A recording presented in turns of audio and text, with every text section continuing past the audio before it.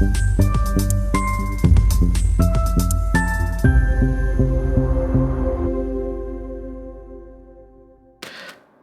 मित्रांनो, संपूर्ण देशभरात चर्चा सुरू आहे की कुछ तो बडा होने वाला आहे. म्हणजे देशात नाही तर भाजपामध्ये आणि सरकारमध्ये काहीतरी मोठं घडणार आहे. का मोठं घडणार आहे तर 2029 सालच्या निवडणुकांच्या दृष्टीने भाजपाने तयारी करायला सुरुवात केलेली आहे आणि त्यामुळे अनेक नेते जे वयस्कर झालेले आहेत त्यांना बदलण्यात येणार आहे. कदाचित त्यांना संघटनेत जबाबदारी देण्यात येणार आहे. नितीन नवीन भाजपाचे अध्यक्ष झालेले आहेत, पण जरी ते अध्यक्ष झाले असले आणि त्याला 5 महिने झाले असले तरी भाजपाची त्यांची टीम आहे ती मात्र जुनी आहे. आणि जर पक्षाचे अध्यक्ष 45-46 वर्षाचे असतील तर मग त्यांची टीमही नवीन असायला हवी. त्यांच्यासारखीच नितीन नवीन टीम असायला हवी. आणि म्हणून पक्षातल्या संघटनेतही अनेक बदल करण्यात येणार आहेत. गेल्या विशेष अधिवेशनात भाजपा सरकारकडून महिला आरक्षण विधेयक पुढे नेण्याचा प्रयत्न करण्यात आला. विरोधी पक्षांनी तो हाणून पाडला, कारण 2/3 बहुमत सरकारकडे नव्हतं.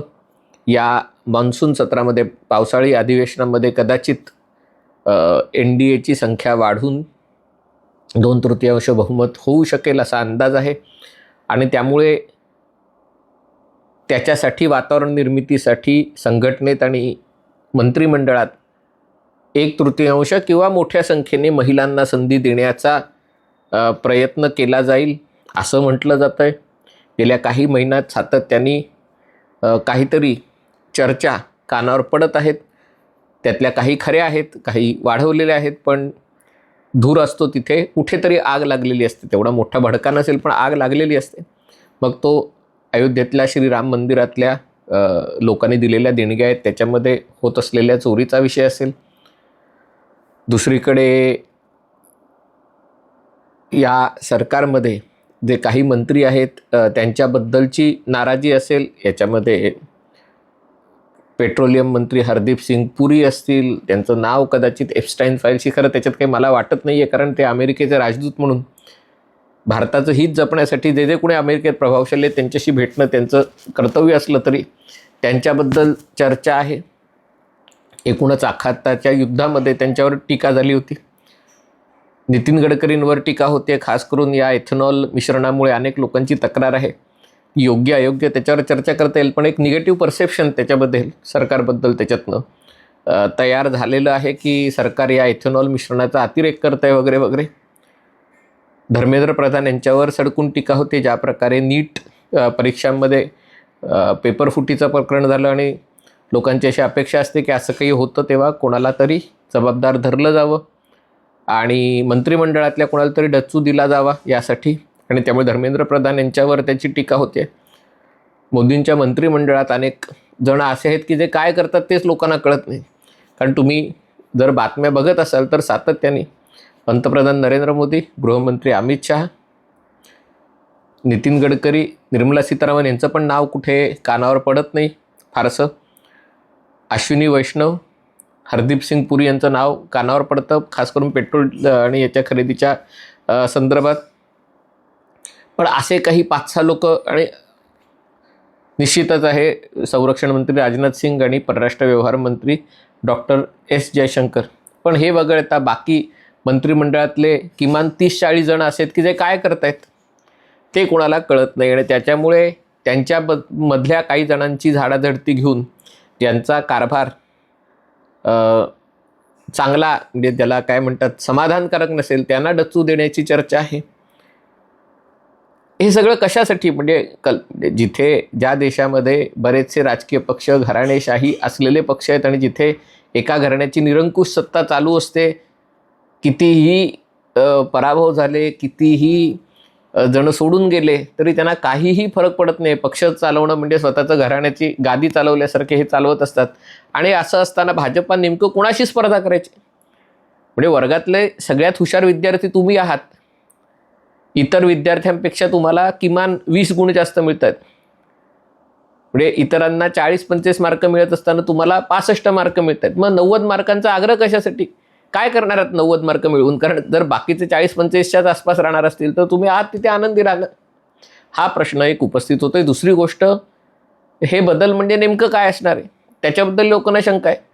कारण जी एक लोकांच्यातली वृत्ती, आणि त्यात पुन्हा मित्रपक्षांना मंत्रिमंडळात अधिक मोठा सहभाग मिळणार आहे का याच्यामध्ये, खास करून महाराष्ट्रातले 2 पक्ष, शिवसेना ज्यांची संख्या उबाठांचे 6 खासदार जोडल्यामुळे त्यांच्या खासदारांची संख्या 13 झालेली आहे. राष्ट्रवादी काँग्रेसचाही सांगता येत नाही की कोण काँग्रेसमध्ये जातं आणि कोण भाजपात येतं. म्हणजे शरद पवारांची राष्ट्रवादी काँग्रेस म्हणतोय, आणि त्यामुळे त्यांचीही संख्या वाढेल. काँग्रेसमध्ये जायचा निर्णय घेतला तरी अनेक जण भाजपासोबत येतील, कारण त्यांना त्यांची सत्ता टिकवायची.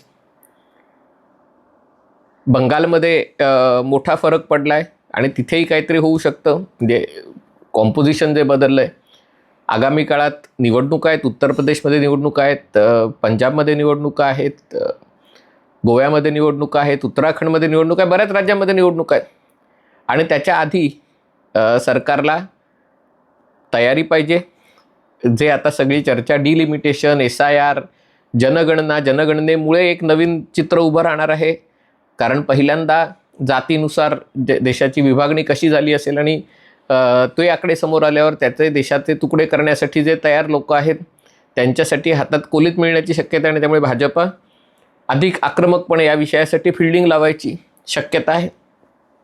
ही सगळी कारणं आहेत, ते बरोबर आहे. कधी होणार आहे हे म्हणतात, आता टाकायची सनई भारतात आहेत. त्याच्यानंतर मोदी इंडोनेशिया, नेदरलँड्स आणि ऑस्ट्रेलियाला जाणार आहेत. पावसाळी अधिवेशन बहुतेक 3ऱ्या आठवड्यात जुलैच्या सुरू होणार आहे.